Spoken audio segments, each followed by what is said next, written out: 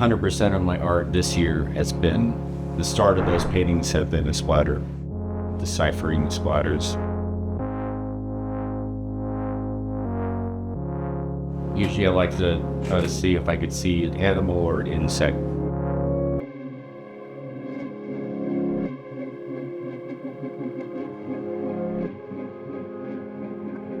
My name is Adam St. George.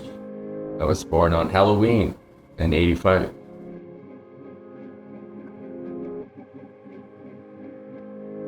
Before art, I got my scuba dive license when I was 19. I was looking through a scuba dive magazine and I saw an advertisement for the College of Oceaneering. It was like, make your hobby your career. We learned underwater weld inspection. So this is the type of helmet we use there.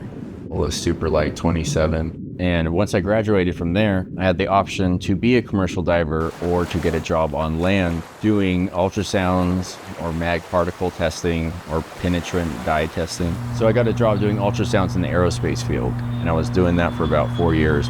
Really boring, no room for creativity in that job. Working a lot. I was working like 10-hour days, Saturdays too. I was living in Long Beach with my girlfriend at the time, drawing on the weekends only.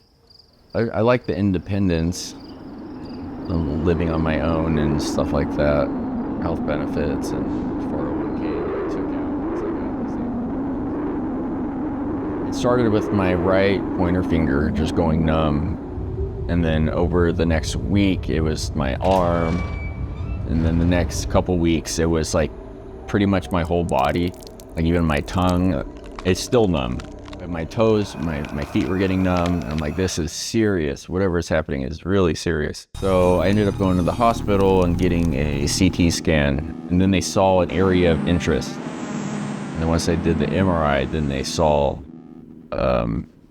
the lesions in there. And I had a spinal tap, which is horrifying too. As soon as they jammed that needle in there, I just feel like I was gonna pass out. Extreme pain back there. I did pass out. The whole time I was like squeezing my mom's hand. It was just really shitty memory. So I was on a lunch break when I called my neurologist and he gave me the news. And he was in the airport ready to take off on vacation somewhere. Like, hey, I just wanted to let you know that it looks like you have MS. Do you know what that is? I really suggest you research that. Like, oh, okay. Got to go to Tahiti or wherever he was going. Yeah, it was very what's the word? Very cold. So when I hung up the phone, I'm like, holy shit, that's what this is.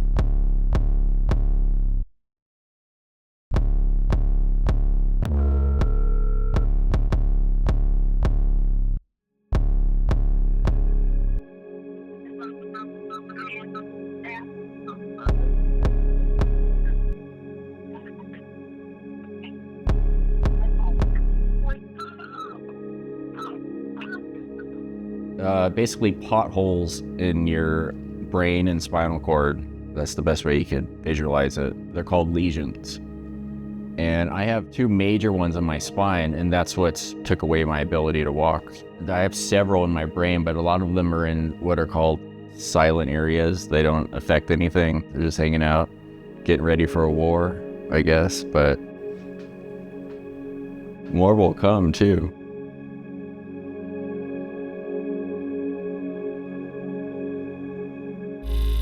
So then I told my boss, right there, that's what I had. And then I think it was like 2 days later where I was like, I quit. I had a hard time sleeping for like a month probably. Because once I quit my job, I was just at my apartment all day researching it.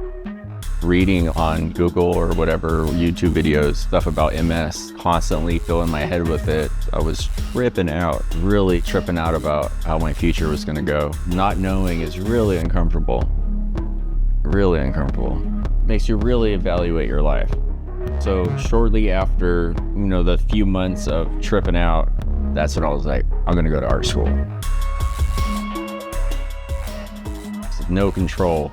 which I think is a big reason why I really got into art, because there's one thing I have control over, since I have no control over my life. And I need that balance. If I can potentially be blind or paralyzed any day after that, I was like, I'm going to be doing what I love to do, which is be creative. So that's what made me make that decision. What's crazy was I signed up for art school with my completely numb hands. And I was just like hoping that they would come back to life, because I was reading how a lot of stuff comes back to life. And I just kind of hoped that would happen, and it did.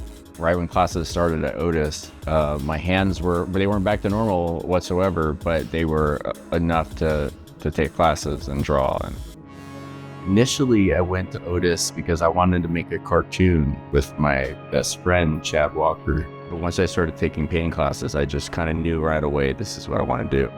Before Otis, I was really stoked on my drawings. So I was already in that frame of mind where I was in love with my creations. So, once I got into Otis and I realized that painting is the next level of drawing. Once I realized that, I was like, okay, this is the route I want to go. Painting is the ultimate.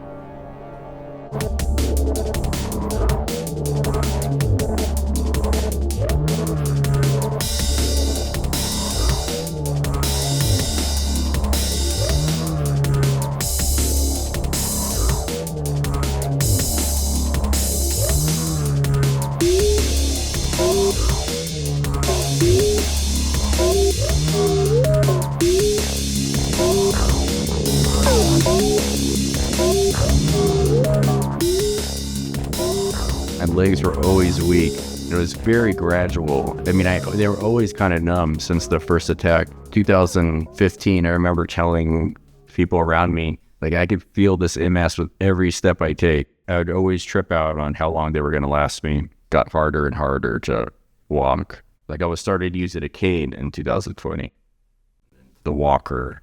And then once I got into the wheelchair, it was 2022. And then for the last 2 years, I've been in a wheelchair or scooter 100%.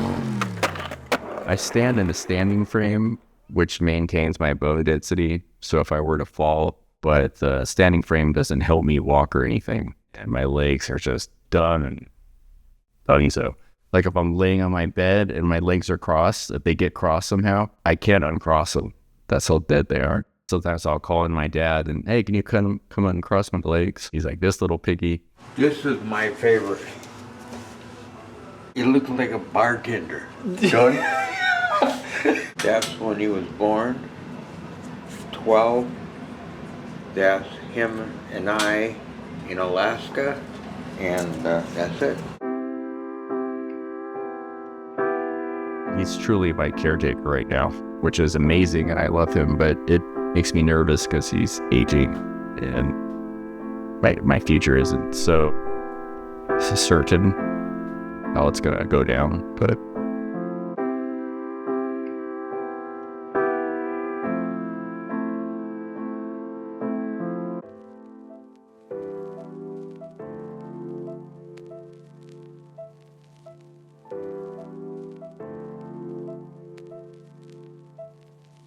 my hands are still really numb. I still have a hard time writing.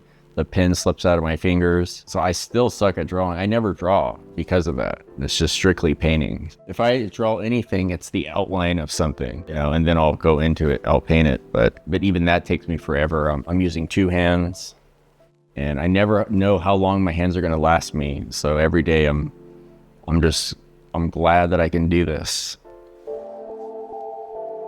I'm glad that I can still keep the show going, because I don't know how long I can technically keep going, at least keep progressing. I know eventually I'm going to hit a plateau one day and MS will make that happen. But until then, I still seem to be progressing.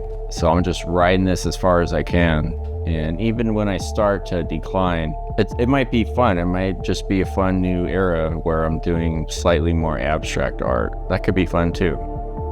So, but until then, my goal is to get as good as I can while I can.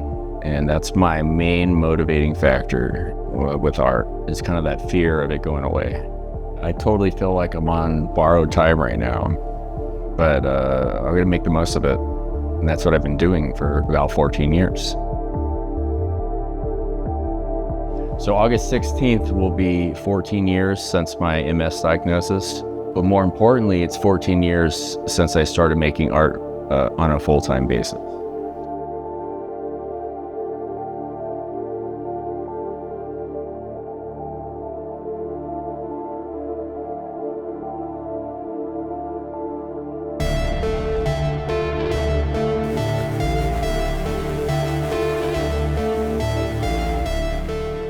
Okay, well, am I gonna just worry about my future with this crazy disease? Or am I gonna get back to work and completely distract myself from those worries? I find it to be very rewarding. It's hard, but it's not as hard as worrying about a hard future. That's kind of the bottom line for me, is I'd rather paint than worry. You can't paint and worry at the same time. I mean, you could worry about the piece itself, but you can't worry about other things going on in your life when you're really focused on painting decisions. Painting itself really zaps you out of the worries and onto new worries, but worries that are not as worrisome.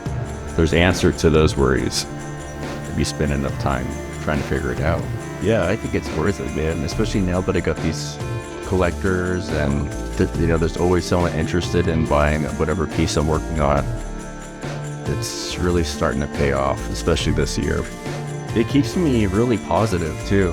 And I used to think that once I got into a wheelchair, I would be suicidal, but I'm not at all. I'm just as happy as I was. I'm just zooming around the house instead of walking. It's hard as fuck right now.